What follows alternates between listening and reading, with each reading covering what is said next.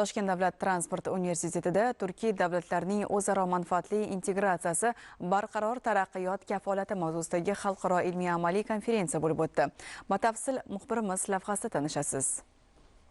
Turkiy davlatlar o'rtasida iqtisodiyot, siyosat, madaniyat va xavfsizlik sohalarida o'zaro manfaatli hamkorlikni mustahkamlash, umumiy ilmiy va gumanitar makonni shakllantirishda ijtimoiy fanlarning rolini oshirish anjumanning asosiy maqsadlaridan bo'ldi. Unda ilm-fan, ta'lim, iqtisodiyot va innovatsion texnologiyalar sohasidagi samarali hamkorlik hamda imkoniyatlarni kengaytirish, ijtimoiy integratsiyaga ko'maklashish, Turkiy davlatlar transport sohasidagi o'zaro hamkorlikni rivojlantirish masalalari muhokama qilindi. Konferensiyada asosan ikkita yo'nalishdagi masalalar muhokama qilinadi.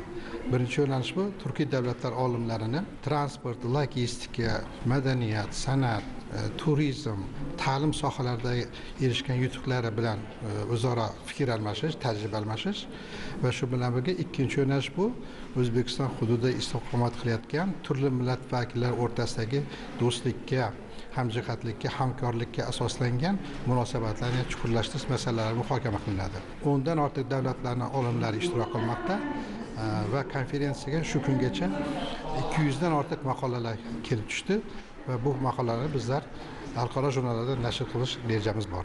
Türkiye Devletler Halkara Üniversitesi şu 2025 cari yılın sentabr ayında Taşkent'te açılıverdi. Bu yerge Türkiye'den hem top minde bolgen üniversitelerden, katta üniversitelerden, 4 üniversite bu yerge hem gelip bu yerde fakülteler açıldı. Endi bu hem bizim halkara mikyasta Özbekistan ve Türkiye devletler arasındaki alakalar hem rivojlanışga hissa qo'shadi. Shunga o'xshagan singari konferenslarning bo'lib o'tishi ham talabalar almashuvi, ham ustozlar almashuvi, ham ma'lumot almashuvi sohasida juda ko'p hissa qo'shadi deya o'ylayman. Konferensiya natijalariga ko'ra kelib tushgan maqolalar asosida Turkiy davlatlarning o'zaro manfaatli integratsiyasi, barqaror taraqqiyot kafolati nomli elektron to'plam yaratiladi. Turkiy davlatlar transport, logistika, xizmat ko'rsatish sohalarining o'zaro bog'liqligini rivojlantirishga oid yangi loyihalar targ'ib qilinadi.